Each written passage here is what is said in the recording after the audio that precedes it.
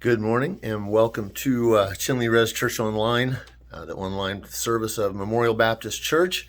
And this is just a message letting you guys know that I am stuck in Missouri, having a little bit of car trouble. And Don is preaching today, and I so appreciate that the body in Chinley Memorial Baptist is not pastor-centric, that over the years you've always been able to function and maintain whether there was a pastor in place on a Sunday morning or not. I talked to a church a couple of weeks ago out of Florida, and the guy that I was talking to was a trustee because the pastor had had a leg amputated or something, and almost immediately, I mean within 2 months, the congregation dwindled away. They closed up the building, they sold it, they sold all the assets, and church went from functioning on a weekly basis to not being there at all. And that to me is a sign of an unhealthy church, because it's not built on the person of Jesus Christ, it's built on the person of some pastor. And so I am very grateful that we have Don and Scott and others who've been able to step in and preach, that when nobody's available, the body just sort of takes care of itself. And it's an amazing thing to have a congregation, especially a small church, that is able to do that. And so I just want you guys to know that I love you, and that I do plan on being there this coming Sunday. I'm anxious to get back. And I've got another question for you to ask somebody today. And that question is, do you think that people are the same as other animals, or are we different? And it's a great question, just as a conversation starter, but especially a spiritual conversation starter. Now, if you ask somebody the question from last week, and if you didn't, shame on you. I'm really trying to help you here. I'm looking out for your spiritual well-being. I want you to be people who are making disciples, and disciple is just a word that means learner. So when Jesus says, therefore go into all the world and make disciples, he's saying, let people learn about me. And one of the most non-invasive, non-Bible thumping ways that you can do that is to ask people questions. So if you haven't, go back and look at last week's question and find somebody and ask them that question. And then later in the week, ask the same person this next question. And these are not necessarily in order or building on each other, but they are all related.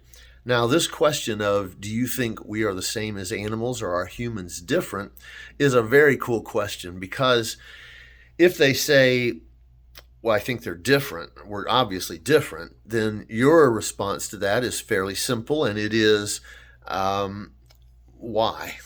How do you think we're different? And let them talk. I mean, it's great to let people talk and to have a format. Sorry, my video is a little shaky because I'm just holding it. I didn't bring a tripod or anything with me. But if they say, well, I think we're the same, then the cool question that you can ask that's a follow-up with that is not why, because obviously they just think we're like any other animal. And for those of you living in Chinley, that is very much Native American culture. Different animals are brothers and sisters and things like that. And they tend, if you talk to somebody traditional, they tend to think that we're just another creature like the animals are. But the great question to ask for that is, then how do you explain good and evil? And that's just such an important question, because when you try to explain good and evil, there's no way to really rationally explain it. Now, you can explain that animals do bad things, as well as good things, but it's not the same. The difference being that worldwide, there is a set of standards, and the standards tend to go right along with the Ten Commandments. They're sort of natural moral law. That'd be a good word. I think, I can't remember some old author talked about the moral law. And And it's interesting that around the world, murder is considered wrong, evil. Now, in the animal kingdom, and you can take each one of these things and go down through them, each one of the 10 Commandments if you want, and go down through them, and it's different in the animal world versus the human world. In the animal world, it's protect your territory. If you're hungry, if you feel threatened, there are two or three just instincts that animals kill off of. But human beings make all kinds of varied and strange decisions about how to kill, and should they kill, and is it right or wrong. Even in biblical times, they would have sanctuary cities where if you killed somebody by accident and their family was coming for revenge, you could flee to a city, and as long as you stayed in that city, you were safe. Nobody was allowed to come in and get you. There were different penalties where death was the penalty. And so when you start thinking about, stealing or adultery or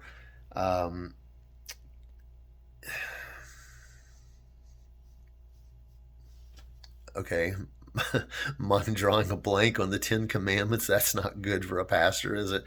Um, when you start looking at the moral values that we have, even things like marriage, you can look at eagles, and eagles will mate with almost any other eagle. But turkeys, on the other hand, will find a mate and pretty much stay with that mate for life. And those kind of things are consistent throughout the animal world. But human beings have a different moral value when it comes to marriage, when it comes to being with your partner. And and so when you talk about moral values or good and evil, the bear that kills something to eat, or that kills somebody that's in their territory, or that feels threatened and kills, does not feel anything in regard to good and evil. If the bear was a human, we would call him a psychopath. Um, and and because that is normal in the animal world, humans are different. Now, that's so you understand why to ask that question. How do you explain good and evil? How do you explain morals that are consistent across the world? In every culture, on every continent, they may be slightly different. Cannibals may not kill somebody in their own tribe. That might be wrong, but they're plenty willing to kill other people and eat them. But there are always some form of prohibition against murder.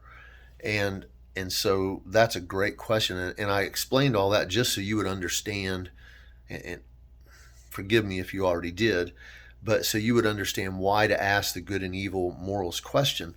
If they come back to you and say, well, what do you think? Well, then it's a very simple, quick answer. Well, the Bible says that God created human beings especially different from the animals, that he created the animals, and then he created us in his image with the ability to think and process and know good from evil, and all of those things that you don't find in the animal kingdom. And so it's a cool question. It's a fun question. It is not heavy. It's not going to dump on somebody and, make it a heaven or hell type of a discussion. It's just an interesting discussion. Now, I think I said this last week, but if I didn't, let me jump in this real quick, and then I'm going to get off because I don't want this to be a long video since you've already caught Don's message this morning. But don't be deceptive when you're asking these questions. If you come off as just sort of, well, I was thinking about, and it's not really true, then people are gonna see through that. When you ask somebody one of these questions, say, hey, my pastor asked me to ask somebody a question. Could I ask you? And virtually always they're going to say, oh, sure, go ahead. And because they don't generally know me, and they're going to respect you enough to know that you're not doing something harmful to them or anything. And so be upfront with people. Use me as your excuse for doing it. use me as your way into the conversation, to sort of ease you into the conversation. If you are watching online, say, hey, a pastor I watched online said that I should ask somebody this question. Now, if it's somebody that is close to you, say somebody that I care about this question. And then and they're going to expect something really heavy, like, do you think you're going to get into heaven or whatever? And you ask them a question about, are we animals or are we different? It's just a very powerful tool. So I'm going to let it go here. I don't know if anybody asked the questions from last week. If you did not text me. You did not email me. You didn't contact me to let me know. And I really like to know how it's going. Anybody who is actually doing this, I would like to know what you're doing, and if there's one particular person you're going to be asking these questions to over and over the next few weeks, I'd like to be praying for them. So anyway, I'm done. Love you guys. See you Sunday. Bye.